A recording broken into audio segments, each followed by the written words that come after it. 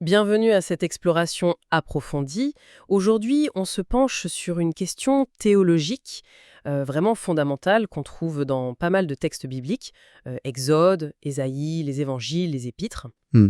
Et la question qui revient, c'est pourquoi, d'après la logique même de ces écrits, Dieu aurait-il eu besoin, en quelque sorte, de devenir l'un de nous, une créature? Oui. On va essayer ensemble de décortiquer un peu le raisonnement derrière ce concept hyper central de l'incarnation, donc de la seconde personne de la Trinité, tel que c'est présenté dans les sources qu'on a. Tout à fait. Et on touche là à un paradoxe qui est vraiment au cœur de ces textes. C'est l'idée d'un Dieu, comment dire, transcendant, éternel, au-delà de tout, quoi, qui choisirait délibérément de s'immerger dans notre réalité, de devenir une créature limitée dans le temps, dans l'espace. C'est ça. Et la première question logique qui vient, c'est pourquoi? Pourquoi cette étape? Pourquoi est-ce que les créatures ne pourraient pas juste appréhender Dieu tel qu'il est, dans sa nature première? Oui, c'est une excellente question. Et d'ailleurs, les textes eux-mêmes, ils donnent des exemples assez frappants de cette difficulté, de ce contact direct. On a Moïse, en Exode 33, Mhm. il demande à voir la gloire de Dieu, et la réponse est très claire, non, tu ne peux pas me voir et vivre.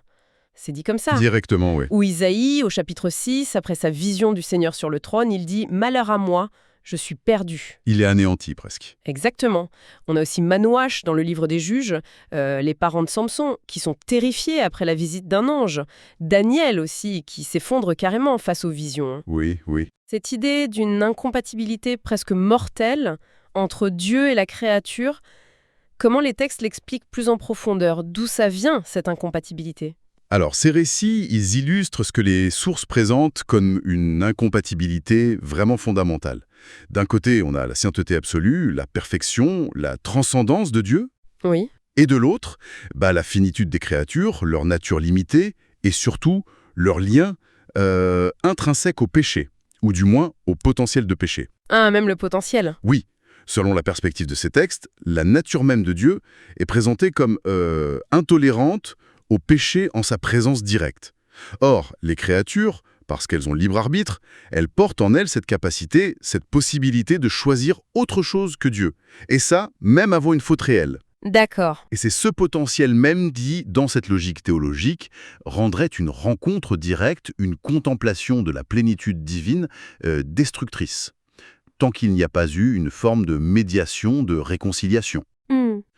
Et ce qui est fascinant, c'est que certains passages suggèrent même que la structure du temps et de l'espace, telle qu'on la connaît, est maintenue par cette distinction, par cette impossibilité pour la créature de voir Dieu face à face sans être anéanti. C'est assez vertigineux comme concept, cette séparation quasi-structurelle. Mais en même temps, ces mêmes textes, ils insistent sur le fait que ce Dieu, il désire une relation. Absolument. Il est présenté comme ayant créé par amour, il a donné ce fameux libre arbitre. Mais il y a cette idée qui revient souvent, comment est-ce qu'on peut aimer ce qu'on ne connaît pas vraiment? C'est ça. Et même plus, parfois on lit qu'une créature ne peut vraiment aimer que si elle a d'abord fait l'expérience d'être aimée. Donc, si Dieu veut être aimé librement, il doit trouver un moyen de se faire connaître. Mais alors, comment? Comment il fait sans déclencher cette incompatibilité terrible dont on vient de parler? C'est quoi le chemin proposé? C'est exactement là que l'idée de l'incarnation devient absolument centrale dans l'argumentaire de ces textes. Pour pouvoir se révéler sans anéantir, pour être connu et donc potentiellement aimé, sans danger par ces créatures, Dieu, et plus précisément la seconde personne de la Trinité, le Fils donc devrait prendre une forme qui soit compatible avec l'existence créée. Mhm. Il devrait entrer dans notre cadre, dans le temps, dans l'espace, devenir accessible. Il y a un passage qui est souvent cité pour illustrer ça, c'est 1 Timothée 6,16. Oui, Il le décrit Dieu comme le seul qui possède l'immortalité, qui habite une lumière inaccessible, que nul homme n'a vue ni ne peut voir. Voilà le défi. Comment rendre accessible celui qui est défini comme inaccessible? d'accord. Et la réponse avancée, c'est que l'inaccessible choisit lui-même de se rendre accessible, en prenant une nature humaine. Et justement, parlons-en de ce passage de 1 Timothée 6, les versets 13 à 16. C'est un texte très riche qui parle de Dieu le bienheureux et seul souverain, le roi des rois et le seigneur des seigneurs, et puis cette fameuse lumière inaccessible. Les sources qu'on analyse, elles soulignent qu'il y a eu débat pour savoir de qui on parle exactement ici. Oui. Est-ce que c'est Dieu le Père, la première personne, qui lui resterait invisible, inaccessible, ou est-ce que ça parle de Jésus-Christ, la seconde personne, peut-être avant son incarnation ou dans sa nature divine? C'est un point qui a l'air d'avoir pas mal d'implications pour comprendre l'incarnation elle-même, non? Tout à fait. C'est un point clé. Il y a principalement deux lectures qui sont présentées dans les analyses qu'on a vues. La première, elle suggère que ce passage décrit Dieu le Père. D'accord. L'argument principal, c'est cette phrase « que nul homme n'a vu ni ne peut voir ». Comme Jésus, lui, a été vu pendant sa vie sur Terre, cette description collerait mieux au Père, dont l'essence divine resterait voilée. Logique. Dans cette optique, les titres « Roi des rois », etc., appartiendraient en premier lieu au Père. Ok. Et la seconde lecture, alors la seconde interprétation, qui est souvent mise en avant dans nos documents, elle soutient que ce passage de 1 Timothée fait bien référence à Jésus-Christ, la seconde personne. Ah oui. L'argument majeur ici, c'est l'utilisation des titres « Roi des rois » et « Seigneur des seigneurs ». Parce que ces mêmes titres, on les retrouve explicitement attribués à Jésus dans l'Apocalypse. Plusieurs fois même, en 17.14 et 19.16 par exemple. D'accord, c'est un lien textuel fort. Exactement. Et si on suit cette lecture, alors le passage de Timothée décrirait la nature divine, originelle de Jésus, avant son incarnation. C'est lui qui était celui qui possédait l'immortalité par nature, qui habitait cette lumière inaccessible. Et l'intérêt de cette interprétation, c'est qu'elle met en lumière de façon assez spectaculaire l'humilité de l'incarnation, le fameux dépouillement dont parle Paul en Philippiens 2. C'est-à-dire? Celui qui était inaccessible, tout-puissant, choisit volontairement de se rendre visible, tangible, vulnérable même. Ça renforce une idée théologique assez forte dans ces textes. La vraie grandeur, la vraie humilité, ce ne serait pas la soumission d'un inférieur à un supérieur, mais l'abaissement volontaire d'un égal. Le Fils, égal au Père en divinité, qui choisit l'obéissance humaine. D'accord, je comprends mieux l'enjeu. Donc, si on suit cette seconde lecture, qui semble un peu privilégiée dans nos sources, on a la seconde personne divine, inaccessible à l'origine, qui choisit de franchir ce voile, de devenir l'homme Jésus. Alors, concrètement, qu'est-ce que ça accomplit, cet acte d'incarnation? C'est quoi le but, la fonction, selon ces textes? Qui insiste lourdement. On l'a vu, entendu, touché.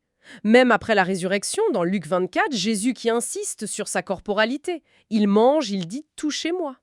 Oui, les objectifs qui sont attribués à l'incarnation dans ces sources sont vraiment multiples, mais ils forment un tout cohérent. On peut distinguer plusieurs grands axes. Premièrement, la révélation et la réconciliation. D'accord. En devenant homme, Dieu se rend visible, il se fait connaître. Jean 1.18 le dit clairement, « Personne n'a jamais vu Dieu, le Fils unique, lui l'a fait connaître. » Jésus dira même plus tard, « Celui qui m'a vu a vu le Père. » Donc l'incarnation, c'est le moyen ultime pour Dieu de se montrer. Montrer qui il est. Exactement. Mais ça vise aussi la réconciliation. La croix, qui est le point culminant de cette vie incarnée, elle est présentée à la fois comme la preuve de l'amour de Dieu, Romains 5.8, Dieu prouve son amour envers nous, et comme l'acte de justice nécessaire pour réconcilier un Dieu saint avec une humanité qui est séparée par le péché. Colossiens 1.20 parle de faire la paix par le sang de sa croix. Ok, donc révélation et réconciliation. Double fonction déjà énorme. Il y a d'autres aspects? Oui, absolument. Deuxièmement, il y a l'idée d'expiation des péchés. Jésus est vraiment dépeint comme le sacrifice parfait, celui qui efface les fautes. On pense au fameux chapitre 53 d'Ésaïe, qui est lu de manière christologique. Oui, le serviteur souffrant. C'est ça. Il annonce quelqu'un qui serait blessé pour nos péchés, brisé pour nos fautes. Jésus lui-même dit qu'il est venu pour donner sa vie en rançon pour beaucoup, Matthieu 20.28. Et puis l'Épître aux Hébreux insiste beaucoup là-dessus. Sans effusion de sang, il n'y a pas de pardon. Et c'est bien du sang de Christ, de son sacrifice, dont il est question pour obtenir ce pardon définitif. Rançon, sacrifice, pardon, d'accord. Et ensuite? Troisièmement, la victoire sur le péché et la mort. L'idée ici, c'est que par son incarnation, sa mort et surtout sa résurrection, Jésus aurait vaincu les puissances qui tenaient l'humanité captive, c'est-à-dire la mort elle-même et aussi celui qui est associé à son pouvoir, le diable, comme le dit Hébreux 2.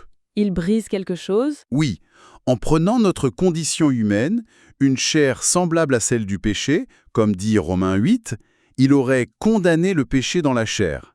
C'est-à-dire qu'il aurait brisé sa domination de l'intérieur en vivant une vie sans péché dans cette même chair. Vaincre la mort et le péché de l'intérieur, c'est une perspective assez radicale.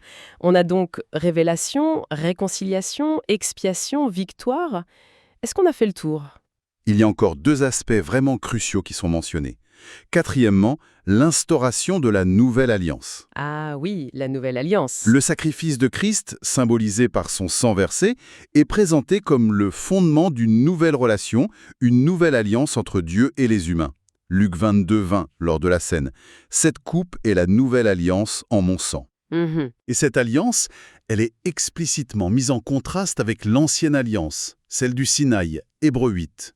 L'ancienne est jugée insuffisante parce qu'elle était basée sur des rites extérieurs, des sacrifices d'animaux qui, au final, ne pouvaient pas vraiment transformer le cœur humain. C'est ce que dit Hébreux 9 et 10. D'accord. Et la nouvelle alors? La nouvelle alliance, elle, serait intérieure, inscrite non plus sur des tables de pierre, mais dans les cœurs, par le don de l'Esprit Saint. Et ce don de l'Esprit est rendu possible justement par le sacrifice de Christ.